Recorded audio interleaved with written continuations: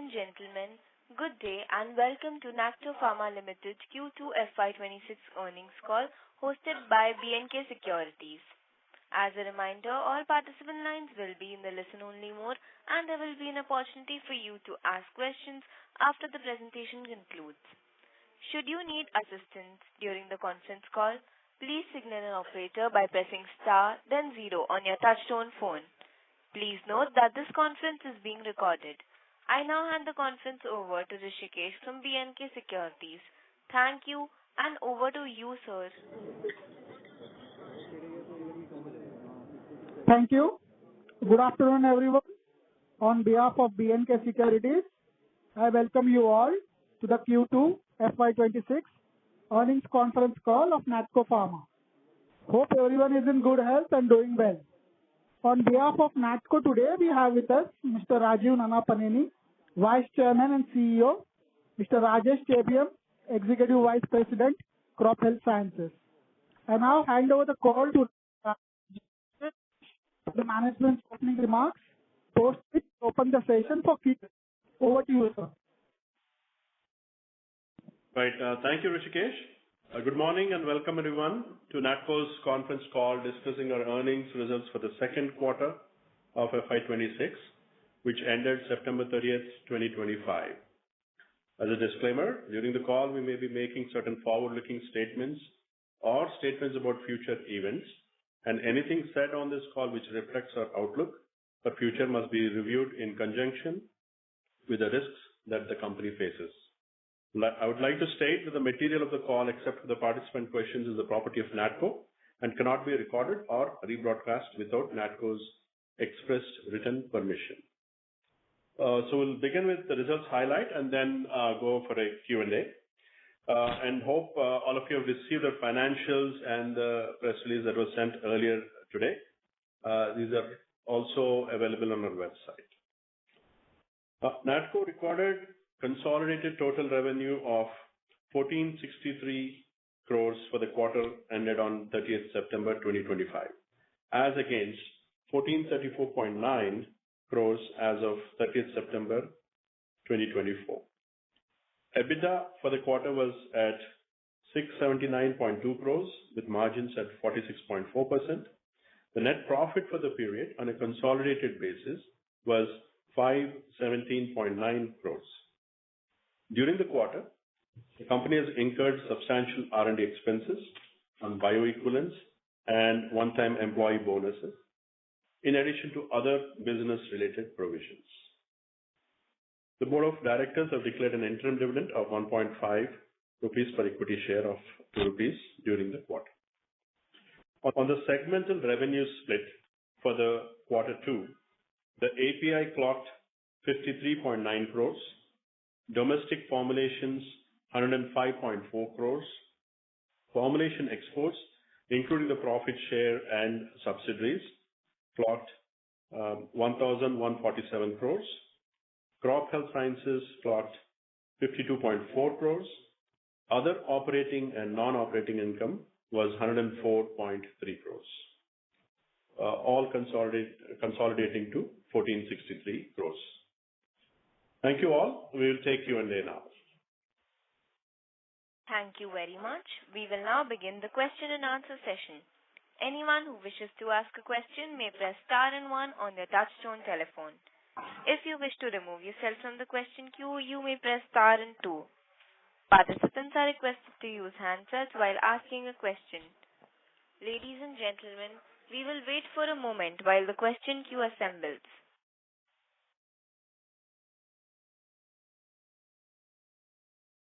The first question is from the line of Rahul, an individual investor.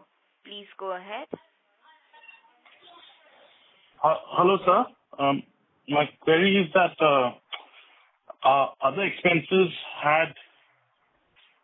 you said this for research and development on bioequivalents. Does that mean it's for the purpose of Para IV filings for generic drugs?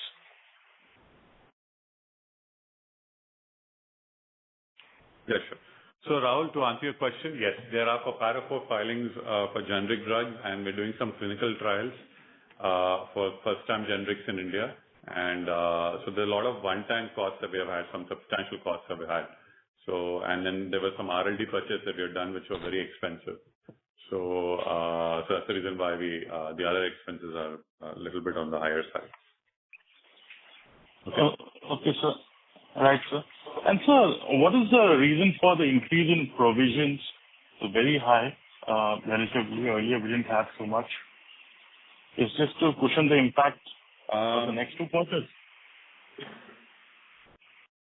I think what we did is, so we, it's a good quarter, so we thought, we'll make, provisions for contingencies. And I think the major provisions that we have made, I think one was for patent litigation we have made. So there's not a cash outflow, but it's a provision. And there were some business expenses and then some inventory and so general core for the business, part of the course for the business. So they are routine business expenses that we have provisioned for. One last question, sir. Domestic semaglutide, we were given phase 3 clinical trials somewhere in December or January earlier this year. So typically, how long does it take? We're on target. We're on target. All right. I think review is all completed. If we file in December, we're hoping that will be in the first wave, which is we're hoping the market will open around March. So we expect around March. Yeah. Next caller, please. All right. Thank you very much. Participants who wish to ask a question may press star and 1 at this time.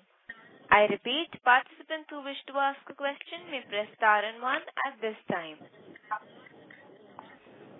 The next question is from the line of Rishikesh from BNK Securities. Please go ahead. Hi, good afternoon, everyone. So quickly, Raju, on the Revlimid update, how has the quarter panned out? How are we seeing incremental competition, and what is the way forward in 3Q and 4Q? That's my first question. So I think this quarter has done well. I think we have done extremely well. I think that's reflected in the numbers. Regarding Q3 and Q4, we're not expecting much. I think we're seeing more competition. I'm not expecting much. I think in my mind, in our budgeting, we have not kept much revenue from lenalidomide. So we see increased competition and uncertainty about whether we'll get market share. So I think we're not budgeting much. But has the market changed vis-a-vis what it was in Q2 materially in Q2 versus Q1? No, you're asking me what our estimation of Q3, Q4 is. Our estimation is that there'll be more intense competition, so we're not sure whether we'll have market share. So that's the reason why we're not budgeted much. Yeah. Okay, that's helpful. Second, to Rajiv on the agri front, what's the status and update on the CTPR? We are launched. Have we gained enough market share? What we expected? What we internal had projected? I think we have done well. How has I think the CTPR has done well. Especially CTPR combinations have done well. And if you look at the business now, it has grown to about 52 crores this quarter. So we are at least close to EBITDA positive now. Earlier we were losing money. Now we are doing give or take R&D expense here or there. But I think we're about EBITDA positive at this time. So it's in a good place. And I think we have announced earlier, that we will, demerge this business from the main company and list it separately. And we're targeting that for the year 2026. And just quickly, has CTPR exports commenced? I think the focus right now is mostly on the domestic business. We have some opportunity, but I think most of the opportunity is in the domestic space. Okay. We'll give a chance to the next caller. Thank you. Yeah. Thank you. Thank you very much. Ladies and gentlemen, in order to ask a question, please press star and 1. The next question is from the line of Nitin Agarwal from DAM Capital. Please go ahead. All right. Thanks for taking my question. Rajiv, for F26, have we made any new Para 4 filings, and how much? And are you looking to file anything in H2? I think we intend to file another 3-4 products, Nitin. I think whether will be sole FTF and all that, I don't know, but we'll speak about it once the filings are done. But we're targeting another 3-4 filings in the next few months. And on semaglutide, apart from the domestic market, are we looking to enter any of the markets over the next couple of years? No, I think the major focus is domestic, and then we're looking at some opportunities in the Western world, but those don't open up for the next few years. So right now, only India. Okay. And something more on the India business, barring semaglutide, if you can just give us a little bit more color on how, how has the business really fared over the last couple of quarters, and how do you see it moving, ex of semaglutide, how do you see it faring going forward? And per se, what are your own thoughts on how relevant is SEMA for us from a domestic market perspective over the next couple of years? I think domestic has done well, and I think it's been stable, as you can see. And I think this quarter we had the launch of Resitiplan, so which is also doing reasonably well. It's not a large product, but nevertheless, it will, strengthen the base business. And I think the biggest one will be semaglutide. Hopefully, if all regulatory approvals pending, every other thing goes well, we should be in the first wave, so which I anticipate around March or April. I think everything is on target, Nitin. My sense is that we will do well next year. I think the domestic business should do reasonably well. And I think a lot of it is driven by I think semaglutide obviously is the big one. So I think that and the smaller brands also should do well. And if I could squeeze in last one, any commentary on a key key subsidiary outside of the US, any in terms of launches and the kind of scale up they've had in the business? I think, see, December quarter will be the first quarter where we'll not have Revlimid substantially. So I think this will be like, in a way, a different type of a quarter. So, but my sense is that, we are stable. I think we're looking good. I think we have good launches in Brazil. We're the first generic of carfilzomib in Brazil, so that's doing reasonably well. So I think the ROW business, Saudi is doing well.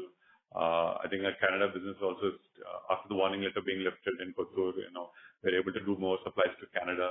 So our sense is that overall our ROW business is doing well. Domestic is stable, and we have some very good launches lined up in the US next year. So I think overall, I think we're very excited, and so we believe, I think the base should do well. Okay, thank you so much. Okay, thanks. Thank you very much. The next question is from the line of Kunal Randeria from Axis Capital. Please go ahead. Hi, good evening, Rajiv and Rajesh.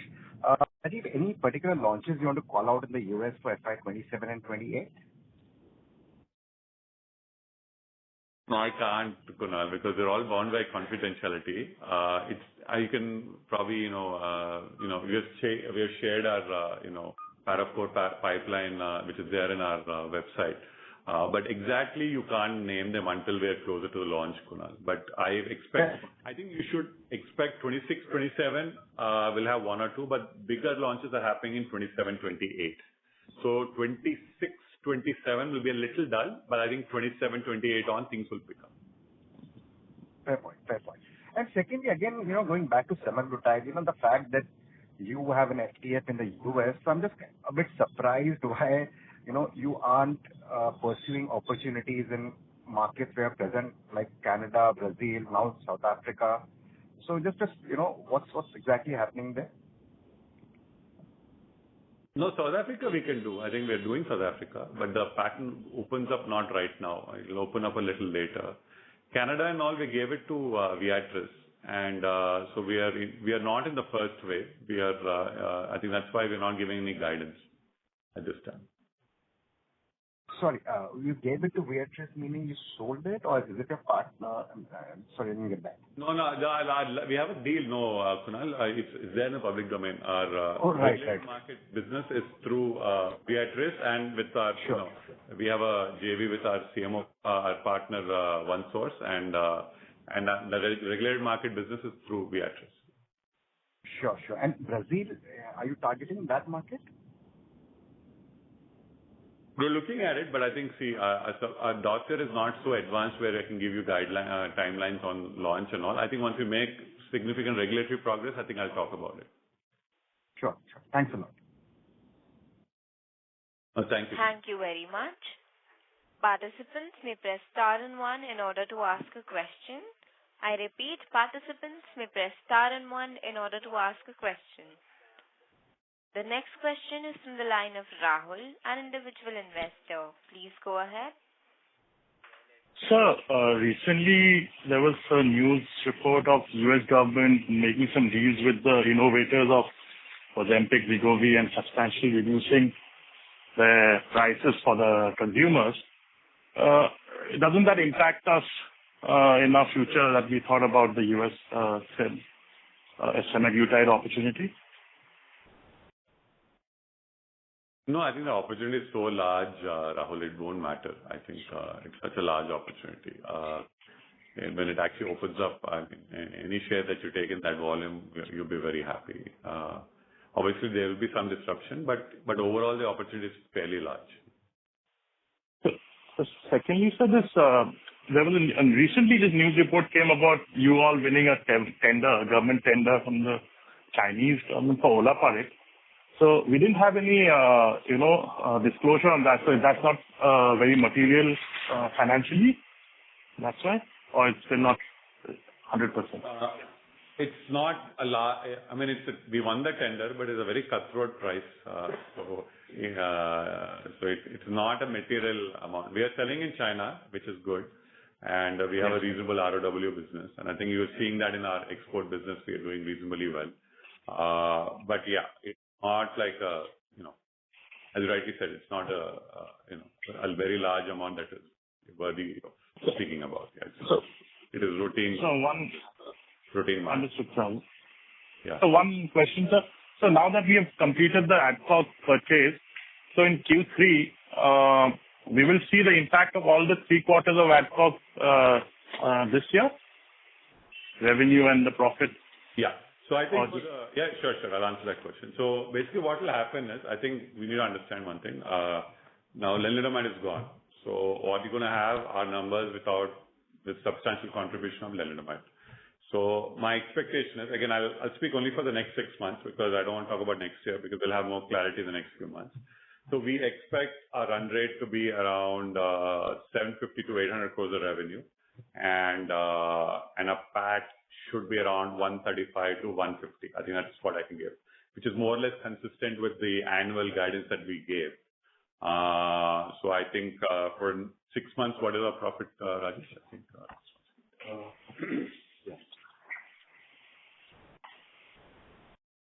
Give me 1 second. Around 1,000 crores. Around 1,000 crores.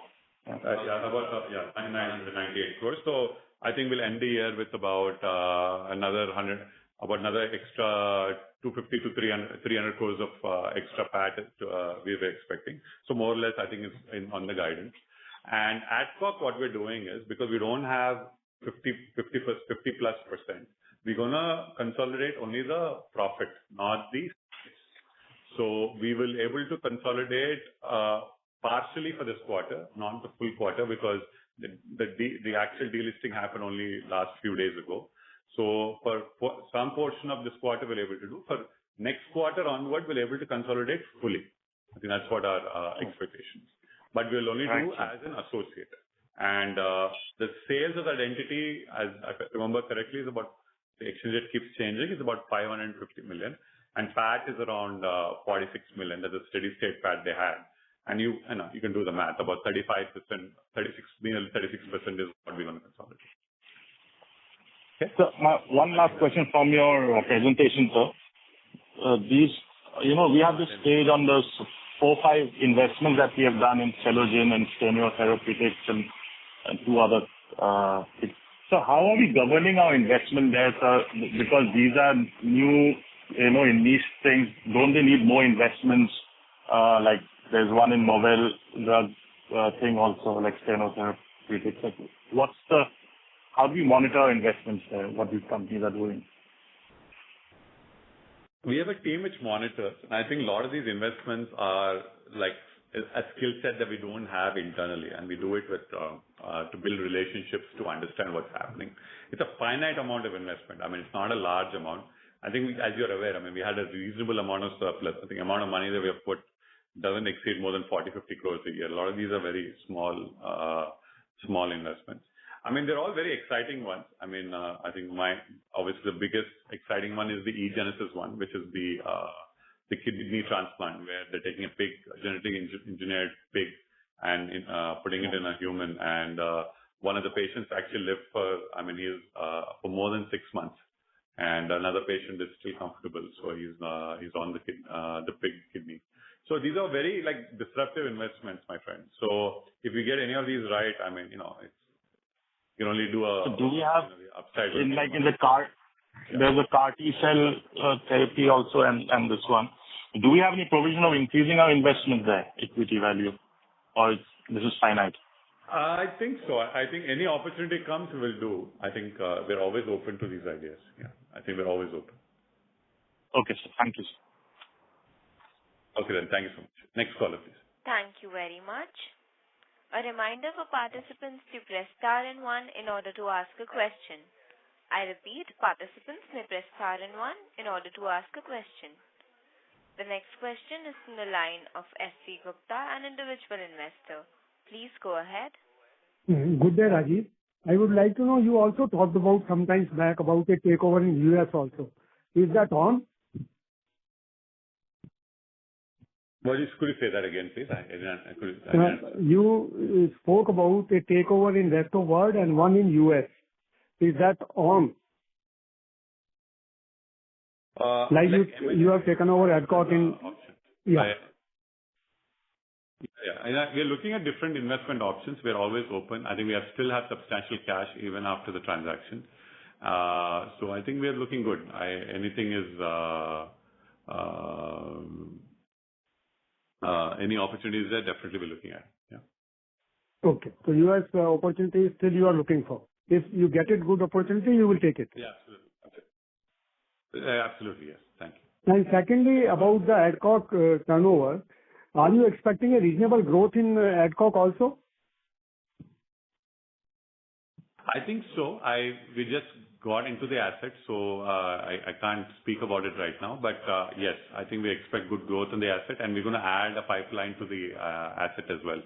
So we're giving our India pipeline and also in-licensing other products from our partners. So we believe that it has a lot of substantial growth, not in the near term, but I think in the long term, yes, absolutely. Thank you. Thank you very much. The next question is from the line of Alok Chaudhary, an individual investor. Please go ahead. Good afternoon, sir. My question is the 3,900 crores that is lying in your books. In the last con call, you have mentioned that you were looking for some acquisition.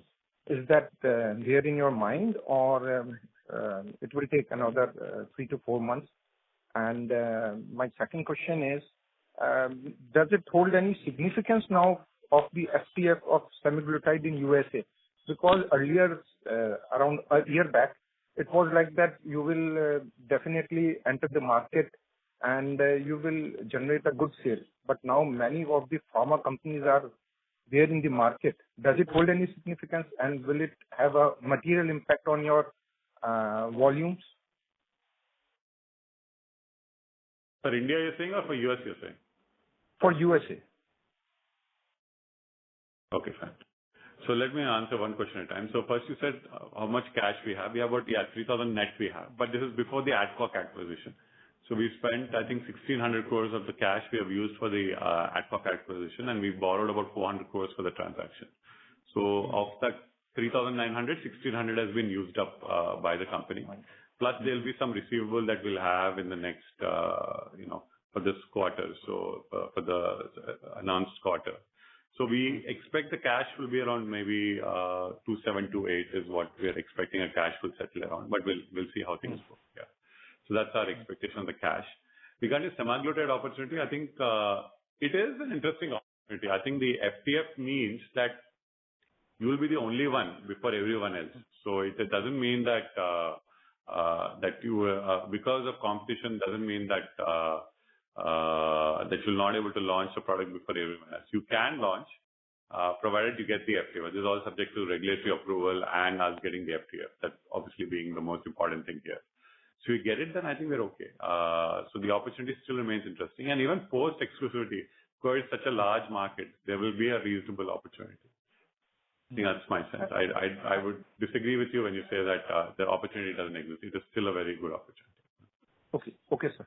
And my last question is that, what do you think that you will be able to make up with the sale of semaglutide that you will be losing with the Revlimid sale, maybe in 3 to 4 years with the same margin, or the margin will dilute? See, I've already told what our margins are going to be in the next few quarters. So I think we already spoke about that. It's already there on the record. Regarding, see, our business, the way it works is you have your base business, you have what you get. The trick in this business is that you keep doing something innovative all the time, and then you get that jackpot, which can give you that something special. So we keep trying different things. I think we have a lot of FTFs that are there in the next 10 years. If you look at our pipeline, we have semaglutide, which is a few years away. We have ibrutinib, which is a few years away. We have olaparib. We have edafitinib. And they'll play out over the next few years. I think what I've like 27 March, we don't have anything. But I think post 27 March, some of these smaller FTS will start paying up. Will we ever, when will we hit that's very large number and all? It's all contingent on, what pipeline we have and what we file and how we do things. So you just have to be patient and just, and just look at the pipeline and somewhere, we'll get a breakthrough. Fine. And sir, one more question. Can I ask? The base will grow around, just I'll conclude. The base will grow around 10 to 15% every year, I think, with the new base that has been set. And then the upside is always there, depending on what product you launch. And sir, one more question. Sorry. Sir, as our Revlimid is now off-patented, so can you be able to sell it on the regulated market and rest of the world market in the generic form also? At least it can give some traction to the bottom line, because you have all the facilities and all. So aren't you looking for the generic product? But you told that you have not provision for Revlimid sale in the quarter 3 and quarter 4. But we'll get some sale. I'm not saying we'll not get any sale, but what I'm saying is that the sale will be driven by very high amount of competition. So we are not giving a very aggressive guidance. That's all we said. Okay, sir. That's all from my side. Thank you, and all the best for the future. Okay, fine. Right then. Yeah, thank you. Next caller, please. Thank you very much. Ladies and gentlemen, a gentle reminder to press star and 1 in order to ask a question. I repeat, a reminder for participants to press star and 1 in order to ask a question.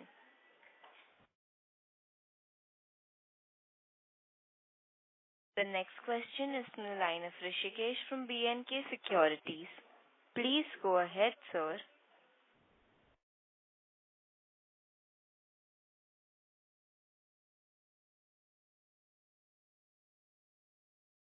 Yeah, go ahead, Rishikesh. Since Rishikesh sir is not responding, we will move to the next question. The next question is from the line of Deepak Ajmera from IGE India. Please go ahead. Yeah, hi. Thank you for the opportunity. After this side, instead of Deepak. So my question is regarding that what is the status of making Edcokingram from public limited companies to private limited? It's already private, Deepak. So what we have done is we have bought out all the public shareholding. So right now, the company is completely delisted. So there are only 2 shareholders. It's Midwest and there's Natco. So only 2 shareholders in the whole company. That's it. It's a private company right now. Got it. And secondly, on Revlimid side, so for Q3 we will get the sales. Is that the understanding correct? That into Q3 we will get the sales as into the previous quarter, and from Q4 onwards, the competition starts? No, my friend. I think this is it. Q2 is the end. There's nothing in Q3. We don't expect anything.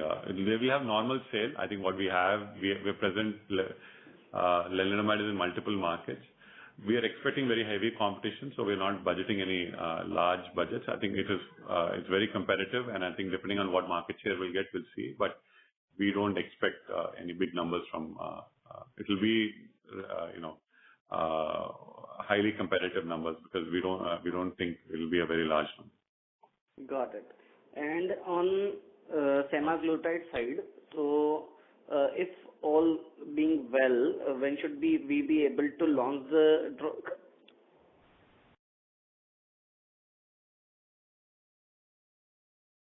Is your question, if all is well, when will we be able to launch this product in India, you said? Correct. India, correct. Or in the US? India. Okay. India. India, we expect in the first wave, Rahul. I think our clinical trial will get done in December, so we hope to file for approval by in early January. All the work is done. I think all the review is completed. So we're only waiting for the clinical trial to be reviewed, and then they'll clear it. So we're hoping we'll be in the first wave in around March, April, when the market opens up. Okay. And what about US? US will take some time. The launch is a few years away. And our regulatory file is still under review, and we're answering some queries, and the launch date is a few years away. Got it. And we have recently won some court case into Delhi for a drug. So what kind of impact can it create on our P&L? It's a small product. It has got a lot of attention because of the nature of the therapy it is.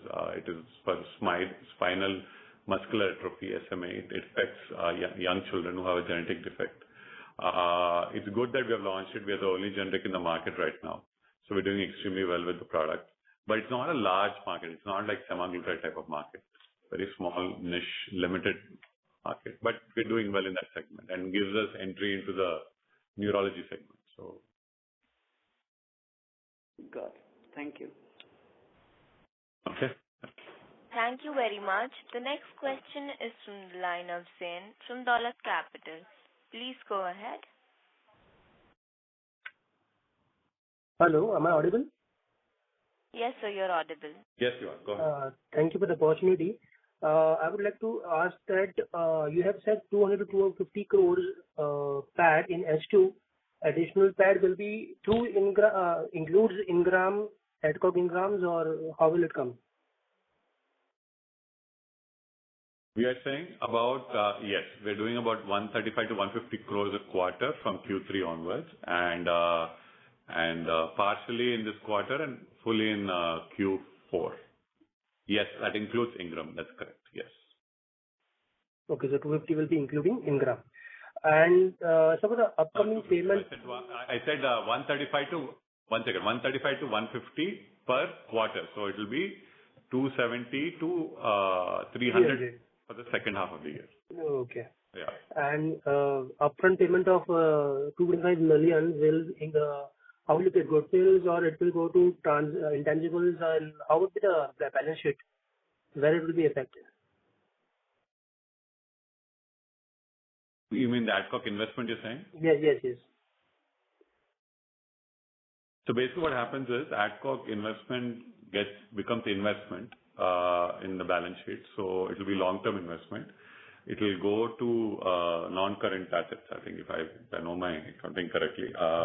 And then basically what happens is there's the element of book value, there's an element of intangible, there'll be an element of goodwill. So some portion you need to sort of amortize, but most of it I think will remain as an investment. So the numbers are being worked out, but there'll be some small element of amortization. But otherwise, yeah, but the profits will be shown as associate, not as control, because we don't own 51%. Okay, sir. And any guidance you would like to give for any guidance you would like to give for FY26, R&D or any filings from the US? I think the guidance covers everything. So we have done 1,000 crores for the first half, and I'm giving a guidance for about 275 to 300 crores for the second half. So we'll end the year with about 1,275 to 1,300 crores PAT. I think that's what we're giving guidance for. I think it's more or less consistent with what we have given at the start of the year. I think we're on track to meet the guidance. Okay, sir. Thank you. Okay? All right. Thank you. Thank you very much. Participants who wish to ask a question may press star and 1 at this time. The next question is from the line of S.C. Gupta, an individual investor. Please go ahead. No, sir, my question has been answered. Thank you. I have no more questions. Okay. Thank you very much. Okay. Thank you so much. Thank you. The next question is Next from the caller. line of Rahul, an individual investor. Please go ahead. Right from 2010, 12 to 17, our share price was on a tear, and you had started this challenging the tariff for the innovators, But don't you think right now it's a crowded market with even the big Indian domestic pharma companies copying your playbook? I mean, everyone's doing the same thing now, which you did earlier. So, in the sense, like, why don't we have others to copy from? Yeah. So what's your question, Rahul? So you think it's a very competitive business and we should not do it? Or what is your question? No, my question is that why are, like CDMOs, there are other spaces also. Why aren't we expanding in other places where there are, margins as well? Isn't this now, we're not getting the premium by the market for a long time now for doing what we're doing. And we continue to do that. In fact, we are getting beaten back in blue. And, we are becoming rich, but only on, yeah. Okay, fine. I understood you. Let me answer your question. See, what does Natco do? Let us understand this. Natco does generics. Okay? It does high quality generics, complex generics, and it does it for India, and it does it for the world market. And this is the business model that we do. And have we been successful in this business? Absolutely, yes. I think you look at the balance sheet, even though last 7-8 years has been very challenging, if you look at our balance sheet, we have grown dramatically. I think the strength of the balance sheet has been dramatic. Our assets have increased, went past 10,000 crores this quarter. So, have we done well? Absolutely. And if you look at the buying of Adcock and all, these are very large transactions we did, which we couldn't have dreamt about 7-8 years ago, considering our size of a balance sheet then. So, and we again have a very good pipeline in the future. Regarding CDMO businesses and all, when you challenge patents, you can't do CDMO. You can't play both sides. You can either do generics or you do CDMO. You can't do both. So you have to choose which camp you're in. And I believe that this is where our future is, this is where our strength is, and this is what we want to do. Regarding market, multiple fancy and all, that is, it is left to you guys. Everybody has a fad and then, it goes through a cycle. What really, in the end, sustains is your business execution and what your vision for the larger business is. And you have to just ignore the noise. I think we start looking at stock prices and PE ratios, then you will never able to execute anything. I'm giving you a general philosophical thinking, and I've been very strong proponent of this. I think you cannot do business thinking about the next quarter. You should be thinking about what the future holds in the next 5-10 years. This is what we focus on. In the long run, it always pays. Okay? If I were to critique your Adcock investment, sir. So if I were to critique your Adcock investment, which is basically doing the normal products, right? Sardi, Khasi, Zukham, like all that stuff. Why didn't we are in India? Why couldn't we buy a company here? Our population is also much higher than entire South Africa, and in fact, entire continent of Africa. So why are we not? Because you are specialists like in this complex generics, and we are from India. So why aren't we not, expanding more here? What prevents us? No, absolutely. I'll answer your question. I have a very, very reasonable answer for that question. So basically, in my sense, again, this is my personal view. I know the world doesn't believe it, but it is what I believe. So I'll tell you what I believe. I believe assets in India are extremely expensive. You can't buy any acquisition in India unless you pay 30, 40 EBITDA, 30 to 40 times EBITDA, any high quality assets. Second, our assets, a buy like Adcock, you will get it, we got it at a much higher, we got it at 10 times EBITDA, if I recollect correct, 10 or 12 times EBITDA. Agreed. There's no comparison, the multiple that you have outside India and in India. India, everything is highly valued. And second thing is you need to look at return on capital, which is one of the most important criteria that drives my decision. And I believe you have a better return on that asset has to perform 4 times better than, just to meet my South Africa investment. You know what I mean?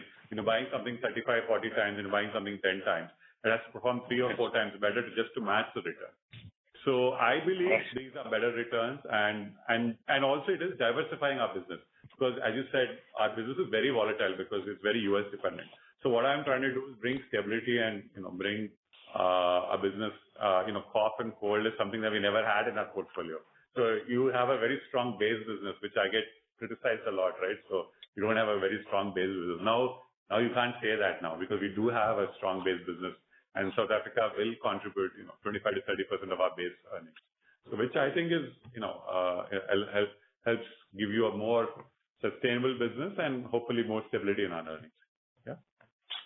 Thank you, sir. Right. Thanks. Thank you very much. The next question is from the line of Alok Chaudhary, an individual investor. Please go ahead.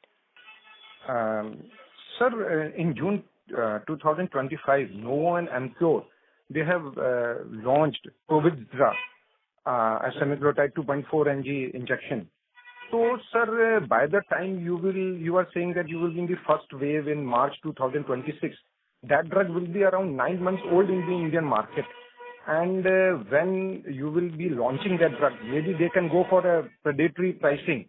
So how will you manage to save your margins and how you will be able to do the domestic sale? Because by the time 3 to 4 months or maybe 5 months, 6 months down the line, many of the companies will come in semaglutide. So the margins will shrink out. Again, can it become another case like Rebel Mills that, okay, you can generate volume, but margins will not be there. And Natco, by genetically, they work maximum on margins than on volume-driven sales. So what do you think about that? How you will navigate your sales? Let me answer that question. Yeah, fair enough. See, first let's answer that question one piece at a time. So I think you're alluding to the MKO transaction with Novo Nordisk. I think they've taken an in-license deal from Novo Nordisk. Yes, they have launched before, and obviously, they have their reach and they will do reasonably well. And but the generics will have a price advantage because obviously we'll launch at a substantial discount to the innovator prices. So we believe that the discount will be substantial, which will actually increase the size of the market. I'm not going to tell you that we're going to make a lot of money in India. I will never say that. I actually agree with you that it will be very competitive. But I think if you're in the first wave, we'll at least make some money. We'll be able to build some brand and able to do something. Will it be like a jackpot or anything disruptive? For our domestic business, which is not a very large business, our domestic is only 450 crores annualized. So for our business, if we add like even 80, 90 crores for us, it's like a 20% jump in our base business of our domestic, which is a pretty nice number. Will it be like a jackpot which will generate, let's say, 800 crores, 1,000 crores for us in semaglutide India launch? No, it's not going to happen, my friend. It's not going to happen. You're absolutely right. There are too many guys in it, and they won't just eat. It will be very competitive, but it's the nature of the beast, right? You accept what it is, and then you just move on. But the thing is, you got to keep doing these things, but you never know what will work, right? So that's how the nature is. So, sir, can't it be that once it's off patent, then you can launch it in the rest of the world and maybe other markets, or which will be more profitable for you, the USA FTF or the Indian launch of semaglutide? US any day. US Okay. by far. There's no comparison. It's 100x difference. Okay. that isn't it. So that means most of the thrust will be for you on the FPF of 6 months in US. Then you will be giving attention to the Indian market. Given a choice. Our thrust will be mostly on US and the other regulated markets, which are partnership with Beatrice, where I think is a larger opportunity than India. Okay. Absolutely right. Thank you, sir. Thank you. Okay. Thank you. Okay. Thank you. Thank you very much. Participants who wish to ask a question may press star and 1 at this time. I repeat, participants who wish to ask a question may press star and 1 at this time. The next question is from the line of Thadavarti Sai Surendra, retail investor. Please go ahead. Hello, sir. First of all, congratulations to the management for the stable performance this quarter. Going ahead, do you have expect the next quarter to be even better this? And also the South Africa investment you completed, when you start seeing some contribution from that side? Yeah. I think I already answered this question, so I'll repeat it one more time. I think the contribution from Revlimid will drop dramatically for the next 2 quarters. We're given a guidance of about, I think, 750 to 800 crores per the quarter. And I think and a PAT guidance of about 135 to 150 crores per quarter. And South Africa will be consolidated partially from this quarter, but fully from next quarter. Okay, this is the market. Thank you. Thank you so much. Thank you very much. The next question is from the line of Guru, an individual investor. Please go ahead. Thank you. Am I audible? Yeah, Yes, sir. Okay. Congratulations on your performance so far. I think what I want to understand is like the pipelines and what you have mentioned, right? What is the net expectations in terms of projections, right? The revenue projections for next 5 years. What is your projection of the pipelines or what you mentioned in terms of value? How much of revenue you expect for the next 5 years from the pipeline is what you have? I think, what about as I said, I think overall? I didn't want to answer the question. What is my expectation of the pipeline? Is that what you're saying? No. Let me be clear, right? So what is the revenue expectation or projection from your perspective for the next 5 years from the pipeline perspective, whatever you have in pipeline, past, present, emerging, right? All of these put together for the 5 years down the lane from now, what is the amount or revenue that you project? Basically the order book, right?